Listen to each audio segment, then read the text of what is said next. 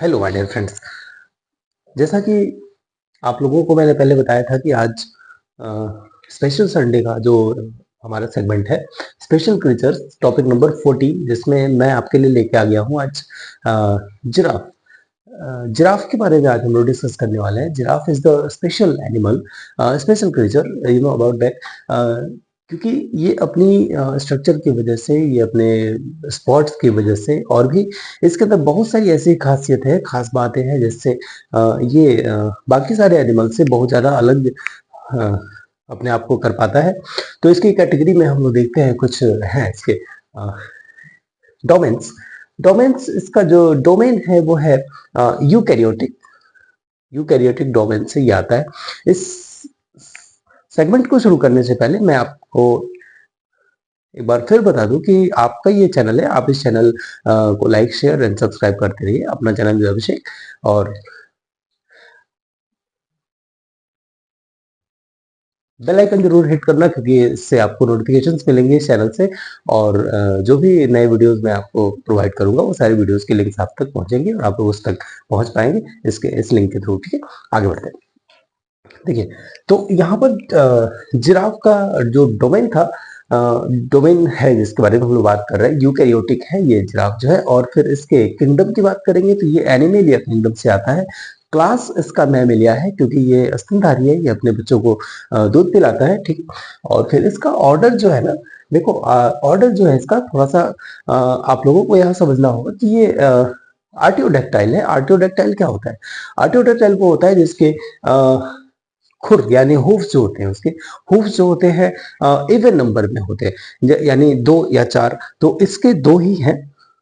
जो पैरों के नीचे वाला हिस्सा होता है, जिसको हम लोग हिंदी में खुर कहते हैं और इंग्लिश में उसको हूफ कहते हैं, तो उसके हूफ जो है जिसके 2, 4, 6, 8 ऐसे सम यानी इवन नंबर्स में होंगे, उनको हम लोग बोलते हैं आर्टियोडक्टाइल। तो ये आर्टियोडक्टाइल है। इसके कुछ एग्जांपल्स और भी हैं, जैसे गाय, सुअर, भैंस, ये सब जो है आर्टियोडक्टाइल में आते हैं, क्योंकि इनके पास सम यानी इवन नंबर के हूफ्स होते हैं। ठीक है, अब इनकी फैमिली की बात करेंगे तो फैमिली इनकी जिराफिडा है, और जीनस इनका जिराफा है। और इंपॉर्टेंट चीज ये है कि इनका वेट कितना है, तो एक अंदाजा लगाइए वेट जिराफ का कितना होता होगा, मेल या फीमेल की दोनों के कैटेगरी में।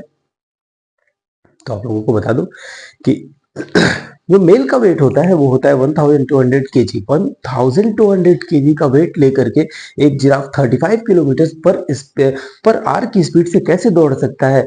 तो आप लोग इसका थोड़ा सा अंदाजा लगाइए और ये बताइए कि ये कैसे दौड़ता होगा। कमेंट बॉक्स में कमेंट करिए कि ये अपने चारों पतले पतले पैरों पर 1200 का ये जो वेट है ये लेकर के कैसे 35 किलोमीटर पर आर की स्पीड से ये जो है स्प्रिंट कर लेता है। इस क्वेश्चन का आंसर आप लोग कमेंट बॉक्स में देखें। ठीक है, और मेल का वेट मैंने बताया 1200, और फीमेल का वेट जो है होता है 830 केजी। 830 केजी जो है फीमेल जिराफ का वेट होता है। ओके, और इसकी हाइट जो है अमूमन 5 to 6 मीटर के करीब में हो सकती है। 5 to 6 मीटर्स के करीब में इसकी हाइट हो सकती है। तो कुछ इसके साइंटिफिक कैटेगरीज थी, इनमें हम लोगों ने देखा domain, kingdom, class, order, family, genus and weight, and last one is height. बहुत सारी चीजें ऐसी। अब इसके साइंटिफिक नेम के बारे में मैंने नहीं बताया, क्योंकि उस कैटेगरी को मैंने इधर रखा हुआ है विशेषताओं में, कैरेक्टरिस्टिक्स पे मैंने यहाँ पर देखिए वैज्ञानिक नाम लिखा है। इस साइंटिफिक नेम को मैंने इधर क्यों रखा है अभी आपको पता चल जाएगा। देखते हैं इसकी विशेषताएं, देखते हैं। इसकी विशेषताएं बताने से पहले मैं आपसे एक छोटा सा क्वेश्चन और पूछना चाहूंगा। आप लोगों में कितने लोगों को जिराफ की हिंदी मालूम है?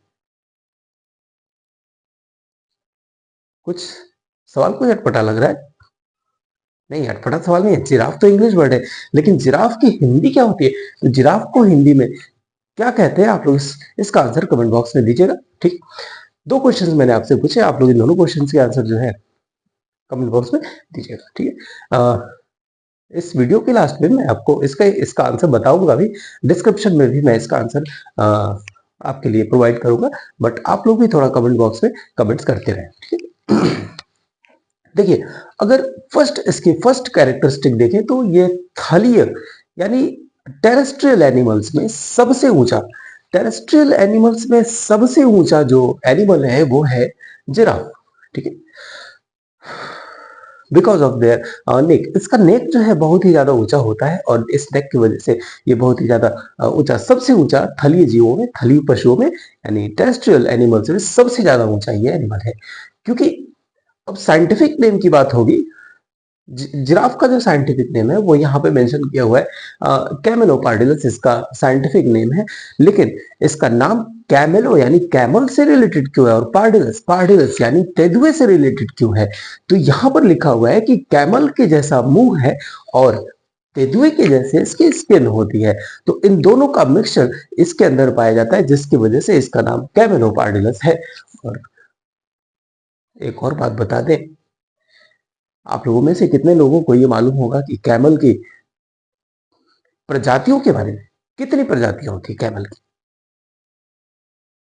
1 2 3 4 5 6 7 8, पूरे 9 प्रजातियां होती है कैमल की। देखिए 9 प्रजातियां होती है और ये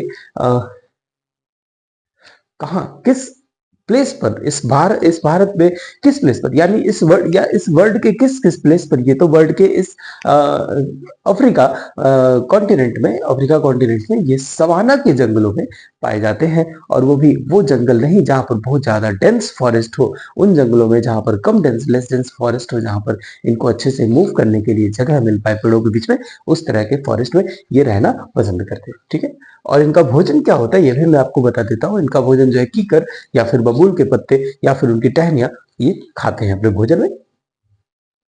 जिराफ के समूह को, जिराफ का जो समूह होता है, जो उनका एक ग्रुप होता है, जो ग्रुप में रहते हैं, उस ग्रुप को हम लोग टावर टावर टावर कहते हैं। उस ग्रुप को हम लोग क्या कहते हैं?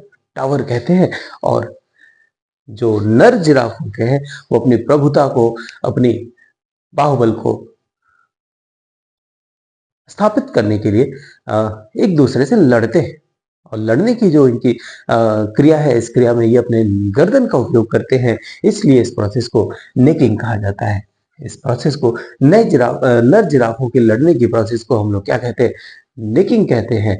और एक इंटरेस्टिंग फैक्ट, सबसे ज्यादा इंटरेस्टिंग इसमें यही फैक्ट आ रहा है जो मैं आपको बताने वाला हूं। इसमें आप लोग देखिए, यहाँ पर स्पॉट, अभी मैंने बताया कि तेंदुए जैसी त्वचा, तेंदुए तेंदुए की त्वचा को अगर ध्यान से देखें तो उसके ऊपर भी स्पॉट्स होते हैं। तो यहाँ पर इस जिराफ के ऊपर स्पॉट होने का क्या मतलब है? क्या हर एक जिराफ के बॉडी के ऊपर एक ही तरह का स्पॉट होता है? क्या इन 9 प्रजातियों के जितने भी जिराफ्स हैं, सारे जिराफ्स की बॉडी के अंदर एक ही तरह के स्पॉट्स हैं? नहीं, ऐसा कुछ है नहीं। हर जिराफ की बॉडी के अंदर अलग अलग स्पॉट्स हैं जो उनकी यूनिक पहचान है, जो उनको एक अलग पहचान देते हैं। और जैसे ह्यूमन बॉडी में फिंगरप्रिंट्स होते हैं, वैसे ही इनके स्पॉट्स होते हैं जो इनको एक पहचान देते हैं। अब देखिए, अभी मैंने आपको बताया कि इनके रहने की जगह कहाँ है, तो सूखे सवाना के विरल जंगल, यानी ड्राई सवाना के एकदम लेस डेंस फॉरेस्ट जो है वहां पर ये रहते हैं, क्योंकि इनको फूड ढूंढने में आसानी होती है और ये अच्छे से अपना फूड जो है ढूंढ पाते हैं। कुछ इंटरेस्टिंग फैक्ट्स और इनके आएंगे। ये 24 घंटे में 6 घंटे की नींद लेते हैं। कुछ प्लेसेस पर जहां पर प्रेडेटर्स का खतरा ज्यादा होता है, वहां पर ये मैक्सिमम 2 घंटे की भी नींद में अपना जो है काम चला लेते हैं। और इनके दांत जो है ह्यूमन टीथ के जैसे इनके भी 32 टीथ होते हैं। और अगर इनकी उम्र की बात करें तो उम्र, अगर ये जंगल में है, अगर ये नेचुरल हैबिटेट में अपने हैं, तो 25 इयर्स तक की इनकी एक आइडियल एज है।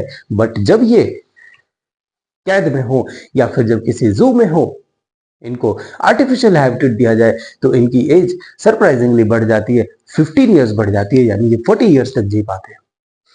आप लोगों को अभी बताया कि एक जिराफ जो है 1200 kg का है और उसके पतले पतले पैर हैं। कभी उसके पैरों की तरफ देखना, उसके पैरों को जरा ध्यान से आप ऑब्जर्व करिएगा, उसके पैर बहुत पतले होते ऊँटों के जैसे, लेकिन वो अपने पैरों पर इतना भारी वेट कैसे लेकर के 35 kg, इसकी गति, इसकी स्पीड क्या है? तो 35 kg पर आवर स्प्रिंटर है, ये बहुत ही फास्ट भागता है।